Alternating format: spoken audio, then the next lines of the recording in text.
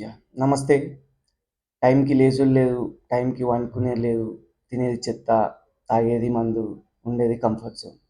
ఇగ గివన్నీ చేస్తే వచ్చే ఫిజికల్ చేంజెస్ ఏందంటే ఓవర్ వెయిట్, హెయిర్ ఫాల్, తిన్నది అరగకపోవడం, 2 ఫ్లోర్‌లు ఎక్కితే తకాయించిపోవడం, నడుము నొప్పి, ఆ నొప్పి, ఈ నొప్పి, ఇగ మస్తు నొప్పులు.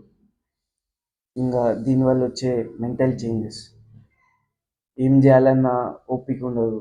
బద్ధకం, ఖాళీ పీలి చిడ్‌చిడయితావు. Mood swings, focus, attention, concentration ఇలాంటియి అసలే ఉండవు. గిది నా హాలత్ 'ఏక్ డేఢ్ సాల్' కింద. కానీ ఇప్పుడు గవేం లేవు. 'Life without design is erratic' అన్నాడు సెనెకా. అంటే జిందగీలా ఒక రొటీన్, ఒక డిజైన్ అనేది లేకపోతే అది గాలికి కొట్టుకుపోతదంట. నాతోనయింది గదే. పొద్దున్న లేచినప్పటి నుంచి రాత్రి పనుకునేదాకా ఏం చేస్తున్నా? ఎందుకు చేస్తున్నా? థింక్ చేస్తే సగం పనులు పక్కనోళ్ళని చూసి చేసుడు తప్ప నాకు ఒక క్లారిటీ లేదు ఎందుకు చేస్తున్నా అని చెప్పి. Then I started asking myself, ఏది నా ఇష్టంతోని చేస్తున్నా? ఏది పియర్ ప్రెషర్‌తోని చేస్తున్నా? ఏది పనికొచ్చే పనుంది? ఏది పనికిరాని పనుంది? ఏది పని లేక చేస్తున్నా? ఇగ ఒక పెన్ను, పేపర్ తీసుకొని రాసుడు స్టార్ట్ చేసిన. అప్పుడు అర్థమైంది. నేను కొట్టుకుపోయేది ఫ్యాన్ గాలికి కాదు, తుఫాన్ గాలికి. ఇక అర్థమైంది ఇట్లయితే కష్టం. ఒక రొటీన్ చేసుకోవాలి అని చెప్పి. ఇంక స్టార్ట్ చేసిన ఒక రొటీన్ ప్లాన్ చేసుడు. ఫస్ట్ ఆఫ్ ఆల్ ఈ రొటీన్ ఎందుకు ఉండాలి? రొటీన్ ఉంటే జిందగీల ఒక క్లారిటీ ఉంటది. జిందగీల ఏడ స్టక్ అయిపోవు. అంటే జిందగీల ఏడ ఫసాయించిపోవు. ఒక మక్సద్ ఉంటది. సెల్ఫ్ కాన్ఫిడెన్స్ వస్తది. ఒక సాటిస్ఫాక్షన్ ఉంటది. Most importantly physical and mental health మంచిగుంటది. మోస్ట్ ఆఫ్ ద టైమ్స్ నువ్వు తీసుకునే డిసిజన్స్ అన్నీ ఎమోషన్ బేస్డ్, మూడ్ బేస్డ్ గాకుండా ఒక క్లారిటీతోని తీసుకునే ఛాన్స్ ఉంటది. It makes you identify what's essential and what's ఇన్ఎసెన్షియల్.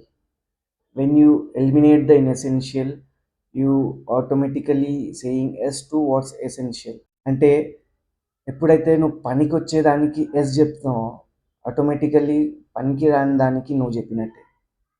ఇది ఒక ఎగ్జాంపుల్‌తోని అర్థం చేసుకోవడానికి ట్రై చేశా. వీకెండ్‌ల దోస్తులు కాల్ చేసి తాగుదాం రా అంటారు. అప్పుడు నీకేం పని లేదు కాబట్టి నువ్వు తాగనీకి వెళ్ళిపోతావు. అదే నీకు ఒక పని ఉందనుకో, నువ్వు నాకు పనుంది, నేను చదువుకోవాలి, నేను ఏదో ఒక పని చేసుకోవాలి, నేను రాలేనని చెప్తావు. సో అక్కడ నువ్వు ఇన్ఎసెన్షియల్ తాగుడు అవాయిడ్ చేసినావు అండ్ ఎసెన్షియల్ ఆ పని ఏదో పని చేసినావు. And similarly it also works vice versa. ఎప్పుడైతే నువ్వు పనికి రాని దానికి నో చెప్పినావు అనుకో, ఆటోమేటికల్లీ పనికొచ్చేదానికి యెస్ చెప్పినట్టు. ఇది కూడా ఒక ఎగ్జాంపుల్‌తోని అర్థం చేసుకుందాం. ఫర్ ఎగ్జాంపుల్ వీకెండ్‌లో నీకేం పని లేదు. సో నీకు దోస్తులు పిలిచిర్రు మళ్ళా తాగుదామని చెప్పి. సో నువ్వు తాగుడు మంచిది కాదు, అవాయిడ్ చేద్దామని చెప్పి నో చెప్పినావు. నీకేం పని లేదు అయినా గానీ నువ్వు నో చెప్పినావు. సో నువ్వు ఆ టైంలో నువ్వు ఆటోమేటికల్లీ పనికొచ్చేదే చేస్తావు. ఎందుకంటే నీకు పనికిరానిది ఏందో తెలుసు కాబట్టి. So when you eliminate the inessential, you are automatically saying yes to something which is essential. ఇప్పుడు ఈ రొటీన్ ఎట్లుండాలో డిస్కస్ చేద్దాం. సో ఎప్పుడైనా గానీ రొటీన్ అనేది గోల్స్‌కి అలైన్ అయ్యి ఉండాలి. మన గోల్స్‌కి అలైన్ అయ్యి ఉండాలి. అండ్ ఇప్పుడు ఈ గోల్స్ ఏంది? ఈ గోల్స్ ఎట్లుండాలి? గోల్స్ ఎందుకుండాలి ఫస్ట్ ఆఫ్ ఆల్? ఇది ఇంకో కొత్త టాపిక్. ఆ తర్వాత డిస్కస్ చేస్తూ బట్ ఇప్పుడు బ్రీఫ్‌గా గోల్స్ అంటే నీ రొటీన్ ఫాలో కావడానికి నీకొక పర్పస్ ఇస్తాయి ఈ గోల్స్. నువ్వు రోజు పొద్దున్న లేచి నీ రొటీన్ కన్సిస్టెంట్‌గా ఫాలో కావాలి అనంటే ఆ గోలే నిన్ను ఆ పని చేపిస్తది. సో అందుకే గోల్ ఈస్ వెరీ ఇంపార్టెంట్. అంటే గోల్స్ ఏదో పీకనీకి, పొడనీకి, ఎవనికో ఏదో ప్రూవ్ చేయడానికి కాదు గోల్స్. గోల్స్ నీ రొటీన్ నిన్ను ఫాలో కావడానికి నీకు గోల్స్ కావాలి. అంతే. ఫర్ ఎగ్జాంపుల్ నీ గోల్ 6 మంత్స్‌లో 6 ప్యాక్ కావడం, తెచ్చుకోవడం అని. సో, సో దీనికి నువ్వేం చేయాలి?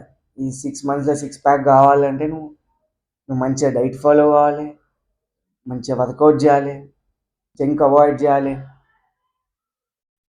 సో నువ్వు ఇట్లా ఒక రొటీన్ పెట్టుకోవాలి.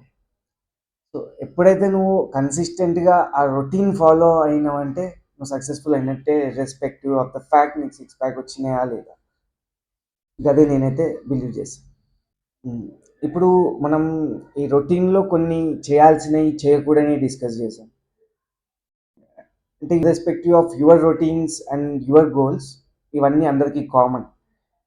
లైక్ వర్కౌట్ చేయడం, బ్యాలెన్స్డ్ డైట్ తినడం, అంటే మైక్రోస్ మ్యాక్రోస్ ఇవి చూసుకోవడం, లైక్ మెడిటేషన్ చేయడం, గ్రాటిట్యూడ్ ప్రాక్టీస్, జర్నలింగ్, ఇవన్నీ అందరు చేయాల్సినవి.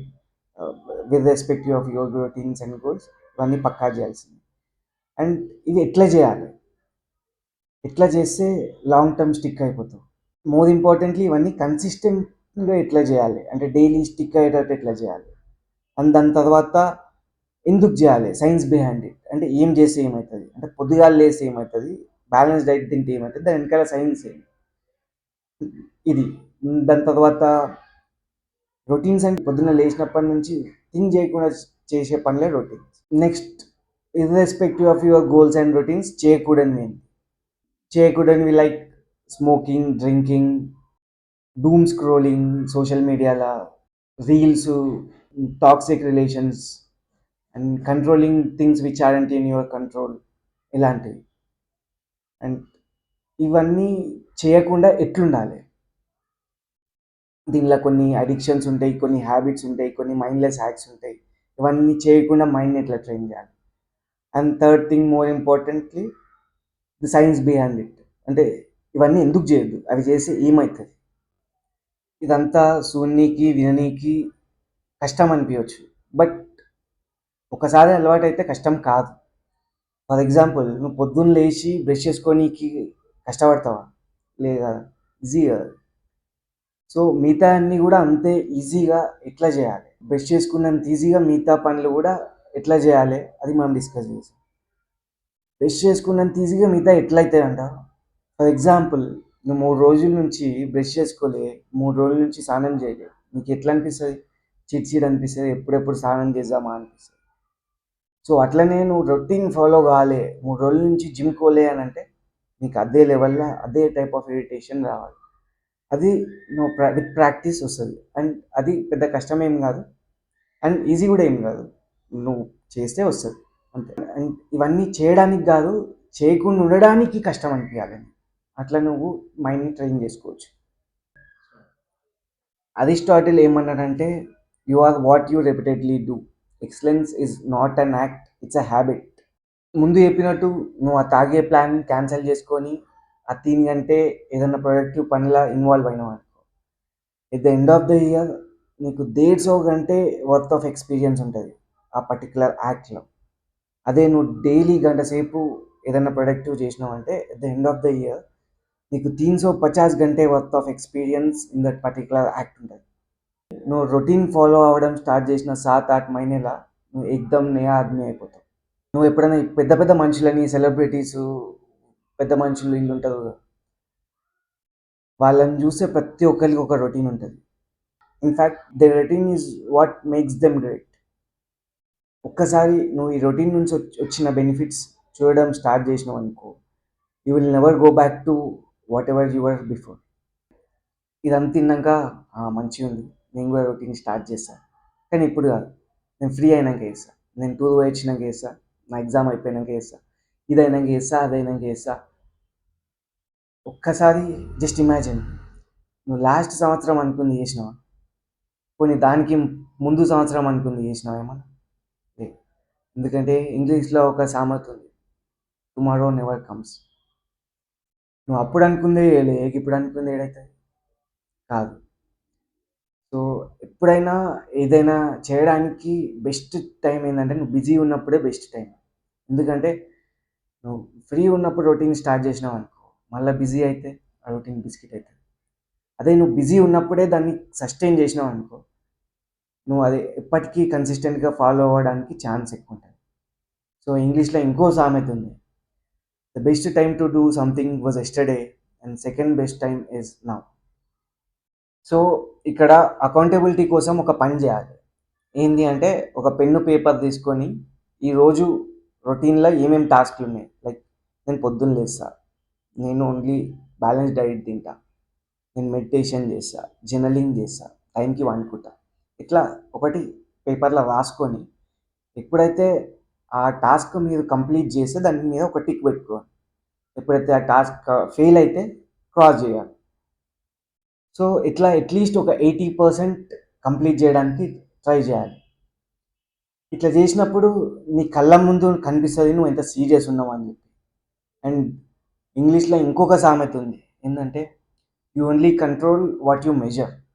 సో నువ్వు ఏదైతే మెజర్ చేసావో దాన్ని మాత్రమే నువ్వు కంట్రోల్ చేస్తావు.